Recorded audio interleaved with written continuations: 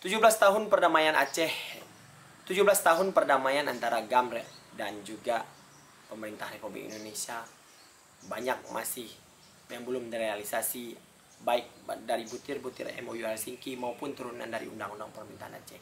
Semoga banyak kasus-kasus yang besar yang dilewati oleh bangsa Aceh bisa terungkap melalui KKR di tahun selanjutnya.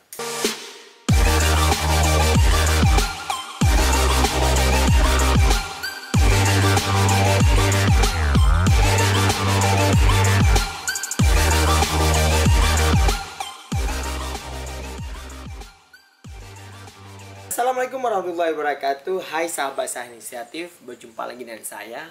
Ya, hari ini saya akan membahas tentang implementasi Undang-Undang Pemerintahan Aceh atau implementasi MOU Helsinki. Apa sih dan berapa banyak sudah implementasi dari MOU Helsinki maupun Undang-Undang Pemerintahan Aceh atau turunannya. Tahun ini masuk 17 tahun perdamaian antara Gerakan Aceh Merdeka dan pemerintah Republik Indonesia, di mana perdamaian ini terjadi antara RI dan GAM itu di sebuah negara di Finlandia atau Helsinki, Finlandia.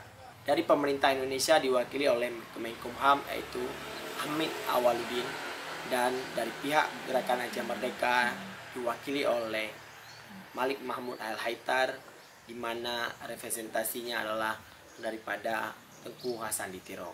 Hari ini kita akan membahas tentang apa aja sih implementasi daripada Undang-Undang Pemerintahan Aceh dan juga butir-butir MOU Helsinki. Yang pertama adalah yang sudah terrealisasi dulu, di mana ada beberapa lembaga-lembaga di Aceh yang lahir pasca MOU Helsinki atau pasca diterbitnya Undang-Undang Pemerintahan Aceh di tahun 2006. Pertama yang ada adalah Lembaga Wali Nanggro. Lembaga Wali Nanggro ini adalah sebuah lembaga adat yang dikelola oleh Wali Nanggro yang dipilih sebagai atau diangkat dari per 5 tahunan masa jabatannya.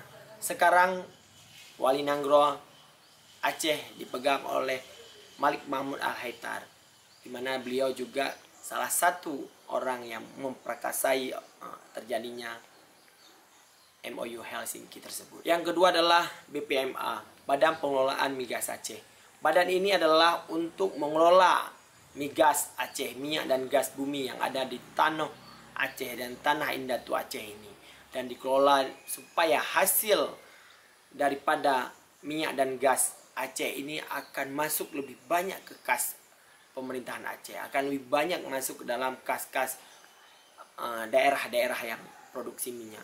Seperti kita ketahui, pengeboran yang sekarang dilakukan oleh perusahaan Inggris di Teluk Andaman itu juga adalah kolaborasi antara pemerintahan Aceh diwakili oleh BPMA dan juga pemerintah Indonesia diwakili oleh SKK Migas dan pihak perusahaan asing yaitu dari perusahaan Inggris. Yang selanjutnya adalah Badan Regenerasi Aceh atau BRA.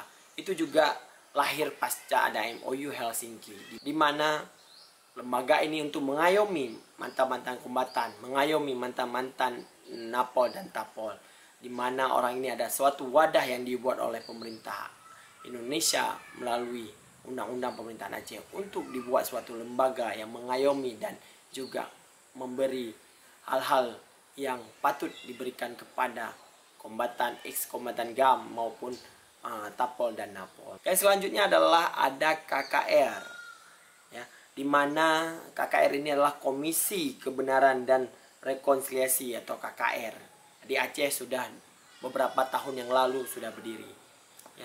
Tugas KKR ini adalah untuk mengungkapkan fakta-fakta di lapangan, adalah kejadian-kejadian besar seperti peristiwa Simpang KKA di tahun 1999 dan juga tragedi di Jambu Kepuk di Aceh Selatan di tahun 2003, dan juga tragedi Rumah Gedung di Kabupaten Pidi sepanjang tahun 1989 sampai 1998, dan juga beberapa peristiwa-peristiwa lain yaitu peristiwa Tengku Bantakiah juga belum terungkap, dan juga beberapa peristiwa-peristiwa yang lebih besar lagi yang perlu diungkapkan oleh KKR. Dan juga ini menjadi tugas besar KKR, di mana Tugas ini adalah untuk memberi keadilan bagi korban dan juga memberikan keadilan bagi generasi-generasi penerus bangsa, biar tidak ada lagi dendam antara sesama umat manusia. Itu segelintir perjanjian yang sudah direalisasi oleh pemerintah Indonesia melalui undang-undang pemerintahan Aceh dan juga melalui turunan-turunannya. Sekarang kita mau melihat apa aja sih yang belum terrealisasi dari antara perdamaian MOU Helsinki dan juga undang-undang pemerintahan Aceh dan maupun turunannya.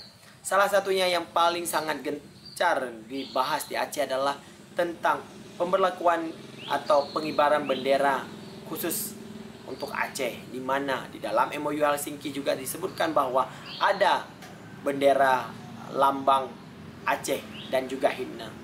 Sekarang kita mau melihat setiap tahun permasalahan ini selalu diungkit-ungkit, ya. Pelantikan Ketua DPRA Dewan Perwakilan Aceh yang baru juga mengisyaratkan bahwa 15 Agustus di tahun ini, di 17 tahun perdamaian Aceh ini, bendera Aceh harus berkibar. Karena bendera Aceh ini sudah lama disahkan, tapi juga tidak ada realisasi dan tidak boleh dikibarkan karena belum terjadinya revisi kanun bendera ini di tingkat provinsi. Dan juga lambang Aceh, yaitu lambang Burak dan lambang Aceh ini juga belum bisa ditampilkan di beberapa agenda resmi pemerintahan. Sekarang kita mau melihat bahwa yang terrealisasi sekarang ini adalah himne Aceh, di mana himne Aceh ini cuma dinyanyikan saat sidang-sidang di Dewan Perwakilan Rakyat Aceh saja. Tidak semua kalangan tahu bahwa ada himne Aceh ini. Tugas pemerintah dan tugas lembaga-lembaga baik Dinas Kebudayaan dan Pariwisata adalah untuk menggaungkan kembali bahwa Aceh punya himne yang lebih bagus, yang himne yang lebih kuat untuk mempersatukan rakyat Aceh. Bendera Aceh, lambang daerah Aceh dan juga himne Aceh menjadi komoditas untuk kampanye setiap tahunnya. Semoga ke depan butiran MOU ini akan terrealisasi dengan bagus.